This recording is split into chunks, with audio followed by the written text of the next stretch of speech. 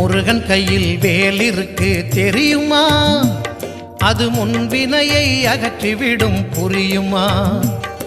முருகன் கையில் வேல் இருக்கு தெரியுமா? அது முன்வினையை அகற்றிவிடும் புரியுமா? வேலை வணங்கி வந்தால் கிடைக்கும் பலன் கொஞ்சமா? தாளை பணிந்து விட்டால் விதியும் நம்மை மிஞ்சுமா? வேலை வணங்கி வந்தால் கிடைக்கும் பலன் கொஞ்சமா?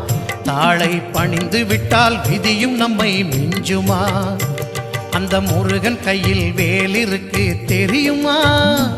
அது முன்வினையை அகற்றிவிடும் புரியுமா?